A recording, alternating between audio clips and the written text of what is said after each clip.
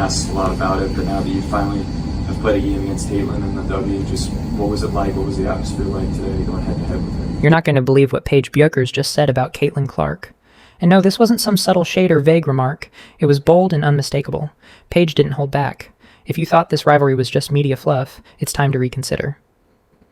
After being outplayed by Caitlin Clark in the Indiana Fever, Paige Bueckers walked into that press room and lit it up, verbally torching the disrespect, the media buzz, and the loss that left the Dallas Wings looking dismantled on national television. What she said has the entire league talking, because finally, someone had the courage to voice what many players have quietly felt for a long time. So buckle up, because once you hear this, you'll never look at Paige Bueckers the same way again. Here's what happened. This matchup had been circled on the calendar for weeks. Paige versus Caitlin. Two college icons, two massive fan bases eager for a clash. The build-up was electric. And when game time came, Caitlin Clark didn't just show up. She took over. Now has the 5th most double-doubles with points and assists in WNBA. The 5th most double-doubles with points and assists in WNBA. It was like watching a clinic. Her vision was laser sharp. Her defensive reads were ice cold, and by halftime it felt like the Dallas Wings were trapped in a nightmare with no escape. The Fever put up 102 points, an outright domination. Everyone contributed. Aaliyah Boston, Kelsey Mitchell, even Sophie Cunningham played like the game meant something. And Caitlin? She was everywhere. 14 points, 10 assists, 5 steals, a block. She was carving up the defense like butter on a warm Sunday morning. Every pinpoint pass, every deep three, each possession turned up the pressure on the Dallas bench. Now, to be fair, Paige did her part too. She dropped 21 points, stayed focused, didn't shrink under the spotlight. She played well, but it simply wasn't enough, because this wasn't just another game. Ultimately, she performed, man. She played at a very high level. She had 21 points, 4 assists, and 4 rebounds. She was shooting phenomenal from 3. Fans, analysts, even fellow players had sky-high expectations for this showdown between Caitlin and Paige. That's why everyone was glued to the post-game press conference. And when Paige sat down at that mic, she didn't blink, didn't smile. She was all business. And what she said made one thing unmistakably clear. She's done playing nice. Within minutes, the tone was already set. A reporter tossed out the first question, and Paige's answer wasn't just a response.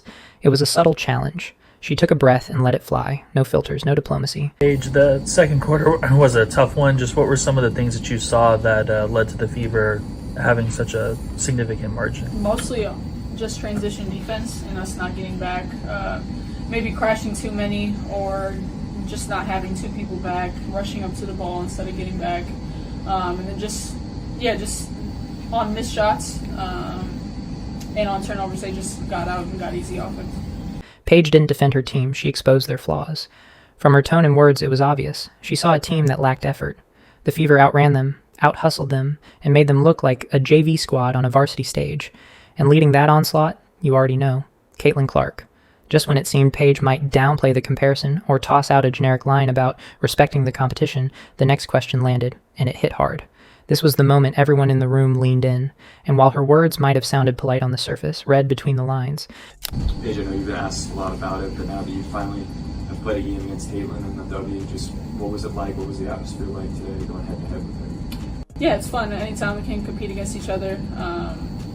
We're 2 competitors who just want to win and who have grown up to be playing against each other, playing with each other. So it's great, and the environment's great here. I feel like every game is a sellout, and so they have a great home court advantage. So overall, yeah, great environment. She didn't crown Caitlin, but she also didn't back down. She kept it cool, ice cold. Every game is a sellout, she said. That wasn't a compliment, it was a reality check. What she was really saying? Caitlin's got the spotlight, the noise, the attention. But Paige? She's been in this fight since day one, and she's not here to be a spectator. Next question. Paige, have you talked to Caitlin at all? As she went through some of the injury stuff that she has this year, have you talked to her, offered any support or anything like that? No, I haven't talked to her personally, but I know she's got a great team around her. She works extremely hard. She has a great work ethic, sending prayers. She don't wish injury upon anyone. So just wishing her speedy recovery, but no, I didn't reach out personally. This was Paige's chance to show grace, maybe even unity. Instead, she stayed composed, almost distant, and if you know Paige even a little, you knew that wasn't just a flat no, it was a statement. I'm not here to babysit my rival. They can smile for the cameras later, but on the court, it's war. Reporters tried to steer things back to X's and O's, talking traps, turnovers, defensive switches. Paige answered, but her energy was unchanged. Then came the punch. A reporter asked about the turnovers, especially the ones Caitlin picked off herself. And Paige? She hit them with something unexpected, short, measured, no false praise.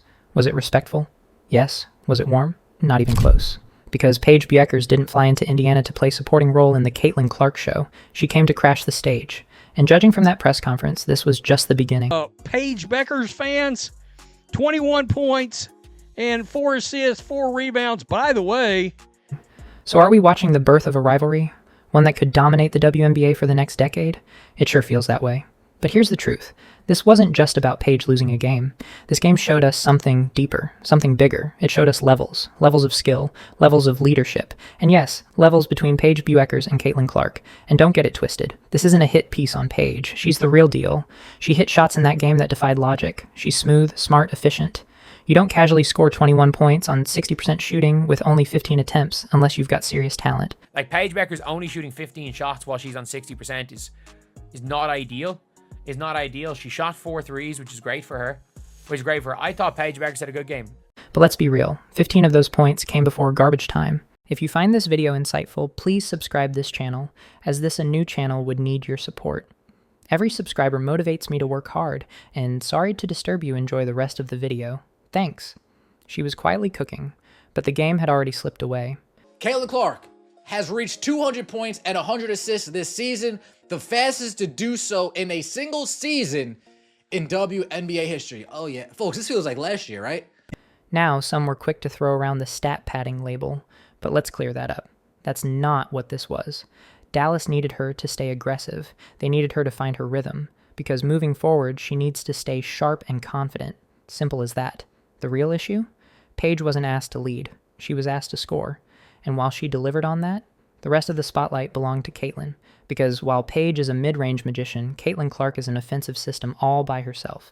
In just 24 minutes, yes, you heard that right, 24 minutes, Caitlin was responsible for nearly 40 points. She didn't shoot particularly well, didn't even take many shots, and still, she had defenders scrambling, broke down coverages, and dropped 13 assists.